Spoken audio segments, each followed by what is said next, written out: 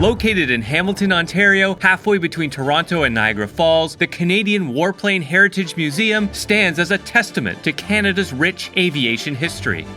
You can purchase tickets on site, and you can cover the whole museum in about 1 to 2 hours. From the entrance, head left to view the first exhibit spaces before entering the main hangar. Here you'll find artifacts, vignettes, and displays about Canada's military aviation history.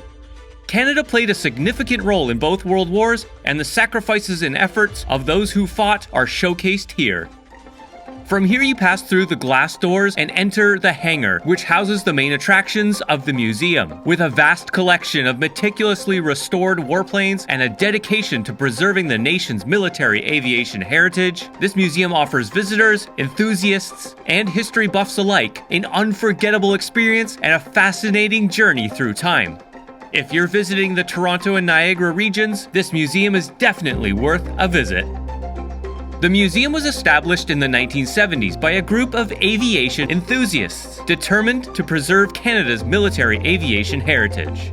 Since its inception, the museum has amassed an exceptional collection of over 40 aircraft, including both military and civilian planes. And what sets this museum apart from other aviation museums that I've been to is that the museum doubles as an actual working hangar, and the action happens right on the show floor. On your visit, you'll likely see mechanics and technicians actively maintaining these historic planes and meticulously reviving vintage warplanes to their former glory. Additionally, the museum is located right next door to the Hamilton International Airport, so from the museum, you can see the tarmac and watch commercial and cargo jets taxi and take off. This strategic positioning not only makes it easily accessible by air, but it's also within proximity to major highways, making it convenient for visitors traveling by car. The museum also offers flights for about $200 to $300 with the purchase of a museum membership. It's one of the few places where you can actually take flight in a vintage warplane. Aircraft such as the Lancaster bomber or the Tiger Moth biplane, a B-25 Mitchell bomber, or the D-Day veteran Dakota, which actually flew soldiers on that infamous day, are available for you to actually fly in. Pretty amazing opportunity for the airplane enthusiasts out there. The museum boasts an impressive array of aircraft on the showroom floor, including iconic planes from various eras, such as World War I, World War II, and the Cold War. You'll see legends like the Lancaster, the iconic Spitfire, the powerful CF-104 Starfighter, and the nimble F-86 Sabre, just to name a few.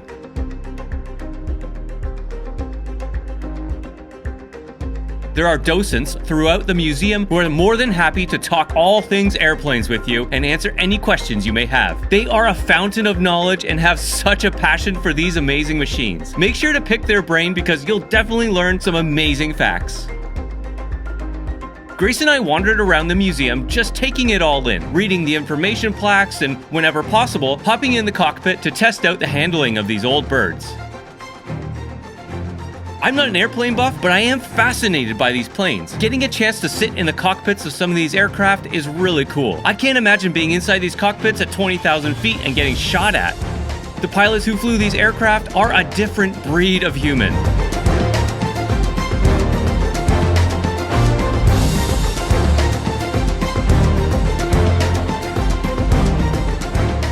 There's food available inside the museum at the Runway Cafe, and I was surprised to see how much was on the menu. As it turns out, the cafe serves not only museum guests, but airport employees and airline staff. It was kind of cool getting to see the tarmac from the cafe and get a sense of the day-to-day action of a working airport.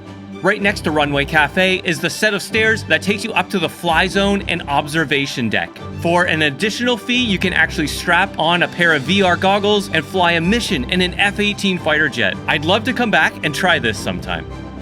It's up here that you'll also find the radio room, which houses an awesome collection of vintage wartime radio equipment. You'll get some good views of the entire museum from up here too. And up another flight of stairs is the observation deck. From here you can see the whole airport and runway. If you time it right, you can see airliners taxiing, taking off, and landing.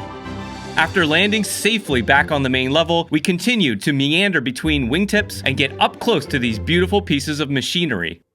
Most of the aircrafts are not behind rope or gated off, so you can peek into the cockpits, walk under the wings, and get a great detailed look at the collection. If you see an aircraft with a set of stairs but no staff nearby, just go ask one of the docents if it would be alright to take a look inside. I was eager to take a look at the cockpit of the Boeing 727, and one of the guides happily took us over there. He turned on all the lights, gave us a great tour of the cockpit, its instruments, and the history of the airplane. We also took a seat in the Avro CF-100 Canuck, which was a fighter jet capable of going 550 miles per hour with a range of 2,000 miles and a ceiling max of 45,000 feet. Grace didn't get this bird off the ground, but if she could, she'd be pushing it to its limits. We made our way out through the gift shop, stopping off to get Grace a little helicopter toy that she really wanted. With her toy in hand and her new career as a fighter pilot all lined up, we headed out. If you enjoyed this video and found it helpful, please be sure to hit the like button. It helps our channel reach a wider audience and lets us know that we're making content that you like.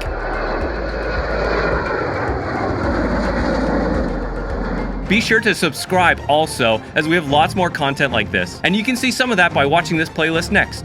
Thanks for watching. See ya.